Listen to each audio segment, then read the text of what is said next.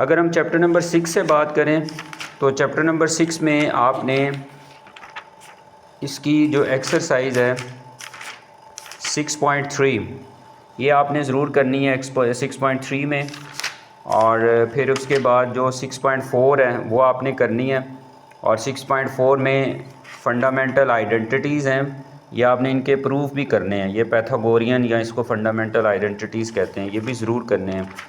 और 6.4 एक्सरसाइज ज़रूर करें, और 6.5 तो टॉप 100% जो है ना श्योरिटी होती है इसमें से क्वेश्चन आएगा लॉन्ग, तो इसको आप ज़रूर करें। और फिर नेक्स्ट जो है बेरिंग है, ये 6.6 एक्सरसाइज है, इसमें से शॉर्ट क्वेश्चन आ सकता है, तो ये 6.6 एक्सरसाइज ज़रूर करें क्योंकि इसमें से MCQs भी बनता है। तो ये आपने 6 चैप्टर में से करना है। और जो 7 चैप्टर है आप इसमें देखें तो ये जस्ट इसमें डिस्टेंस फार्मूला अप्लाई करना है, और उसके अकॉर्डिंग आपने इसमें जस्टिफाई करना है collinear point, right triangle, equilateral triangle, square, rectangle वगैरह। तो ये आपने 7 चैप्टर जो है 7.1 और 2 करनी है लाजमी। फिर उसके बाद जो चैप्टर नंबर 8 है इसको भी बहुत इम्पोर्टेंट कंसीडर किया जाता है, लॉन्ग क्वेश्चन के लिए भी, शॉर्ट क्वेश्चन के लिए भी। तो आप चैप्टर नंबर 8 जो है उसको कंप्लीट ट्राई करें, क्योंकि चैप्टर नंबर 8 जो है ये इम्पोर्टेंट है। तो आप 8.1, 8.2 और 8.3 एक्सरसाइज जो है उसको अच्छे से करें। 8.4 जो है उसको नहीं करने की ज़रूरत। तो ये आपके पास चैप्टर नंबर 8 था। और इसका जो चैप्टर नंबर 9 है उसमें आपने चैप्टर नंबर 9 जो है उसमें 9.2 एक्सरसाइज जो है उसमें आप देखें तो 9.2 एक्सरसाइज का क्वेश्चन नंबर जो 3 है उससे ऑनवर्ड, तो वो आपने करने हैं क्वेश्चन। और 9.3 एक्सरसाइज है उसके भी आपने क्वेश्चन नंबर जो 3 है उससे ऑनवर्ड कर क्वेश्चन करने हैं।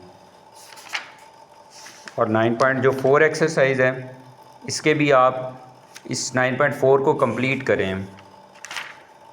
और 9.5 एक्सरसाइज है यहाँ से शॉर्ट बन सकता है, तो 9.5 एक्सरसाइज भी इम्पोर्टेंट है। मतलब जो चैप्टर 8 और 9 है ये दोनों इम्पोर्टेंट हैं। तो 9.6 इसमें से पिछली दफ़ा भी लॉन्ग क्वेश्चन आया था 9.6 से, तो इसको भी करें। और 9.7 है वो इतनी इम्पोर्टेंट नहीं है, लेकिन ये है कि आप इसको रिवाइज़ कर लेना क्योंकि यहाँ से भी शॉर्ट क्वेश्चन बन सकता है। तो जो 10 चैप्टर है इसमें से आपने कोशिश करनी है कि जो 10 चैप्टर है उसमें से ये जो क्वेश्चन नंबर 2 है इसका जो E और F है ये पार्ट आपने करना है 10.1 से। और 10.2 तो आपने हर सूरत, हर कंडीशन पे, एट एनी कॉस्ट आपने ये कंप्लीट करनी है 10.2, क्योंकि यहाँ से लॉन्ग क्वेश्चन आता है 8 नंबर का। तो ये आपका 10 चैप्टर था।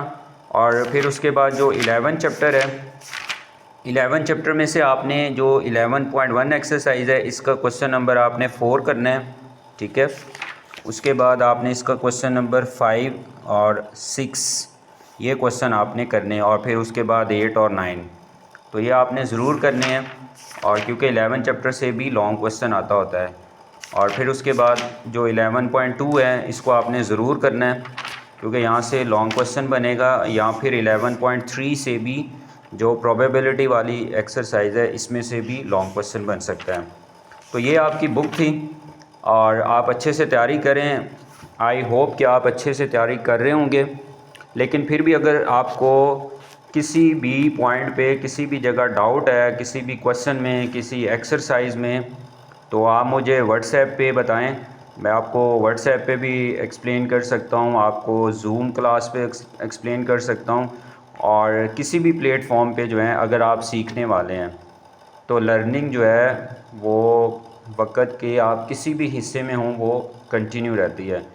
तो आप चीज़ों को सीखें, उसको अंडरस्टैंड करें, फिर उसको आप ख़ुद से रिटन फॉर्म में प्रैक्टिस करें। तो दुआ है कि आप सब कामयाब हों और ज़िंदगी जो है उसको अच्छे से गुजारें। खुदा हाफिज़।